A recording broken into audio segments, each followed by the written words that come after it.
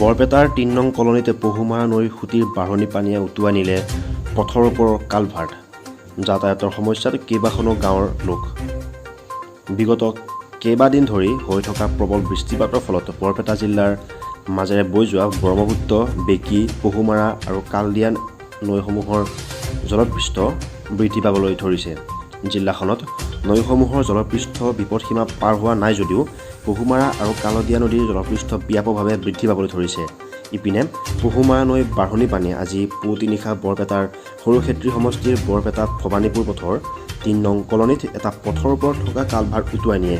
নিশাৰ ভাগত হোৱা বৃষ্টিপাতৰ ফলত উপন্তি উঠা নৈৰ পানী বাগৰি গৈ পথটোৰ ওপৰেদি থকা কালভাৰ্টটো উটুৱাই লৈ যায়।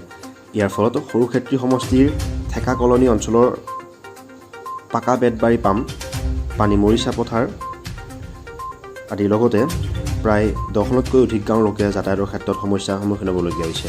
ইপিনে পহুমাৰা নৈৰ বাঢ়নী পানীয়ে সম্প্ৰতি বৰপেটা, কয়াকুছি, ভৱানীপুৰ সংযোগী মূল পথটোৰ প্ৰতিও ভাবুকি কঢ়িয়াইছে। গাঁওবাসীৰ অভিযোগ, পথটোৰ ওপৰত দলং অথবা বক্স কালভাৰ্ট নিৰ্মাণ কৰাৰ সলনি হিউম পাইপ বহোৱাৰ ফলতে পহুমাৰা নৈৰ খুঁটিৰ অতিৰিক্ত পানীভাগ ওলাই যাব নোৱাৰি প্ৰতি বছৰে পথটো উটুৱাই লৈ যায়। স্থানীয় ৰাইজে পথটোৰ ওপৰত এখন দলং নিৰ্মাণৰ দাবী জনাইছে। বৰপেটাৰ পৰা শফিক আহমেদৰ ৰিপৰ্ট, গণতন্ত্ৰ অসম।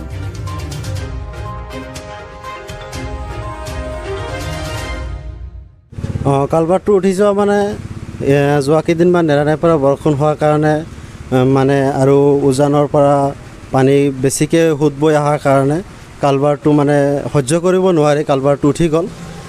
আজি ৰাতি মোটামুটি 3টামান বজাত মানে কালভাৰ্টটো উঠি গ'ল আৰু কিবা এটা কোম্পানীৰ পৰা যদিও কাম কৰি আছে কিন্তু সেইটো মানে কাম হোৱা নাই। মানে এইটো তেওঁলোকে বাঁহেৰে দি বা বস্তাই মাটি ভৰাই যিমান দি আছিল সেইটো কাম দিয়া নাছিলে, তথাপি ভাঙি গ'ল।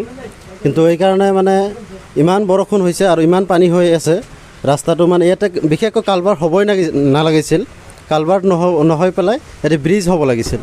ব্ৰিজ হ'লেহে পানীটো বেছি বহলকৈ গুচি গ'লাক হয় আৰু ৰাস্তাটো নাভাঙিলে হয়।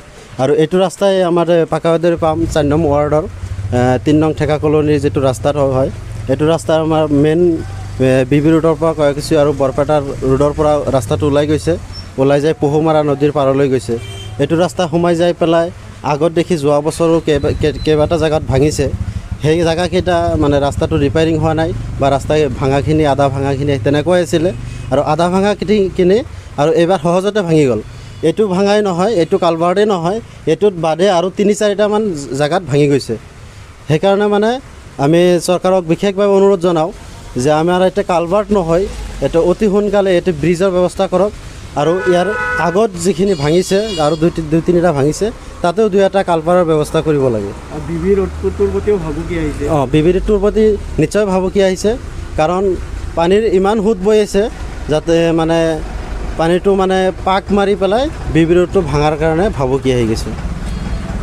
নিশ্চয়কৈ ইয়াতে নিশ্চয় যিটো পানীৰ সোঁত সেই হিচাপে এটা দলঙে লাগে।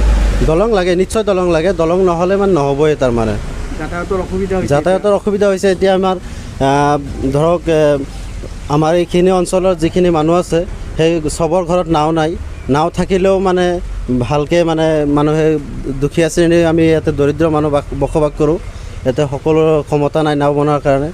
সেইকাৰণে আমাৰ এতিয়া মানে অতি সোনকালে কমচে কম এতিয়া বাঁহৰ এটা দলং হ'লেও বৰ্তমান মানে চলাৰ কাৰণে এটা বাঁহৰ দলঙৰ ব্যৱস্থা কৰিব লাগে আৰু পৰৱৰ্তী সময়ত এইটো এটা ভালকৈ RCC এটা ব্ৰিজৰ ব্যৱস্থা কৰিব লাগে।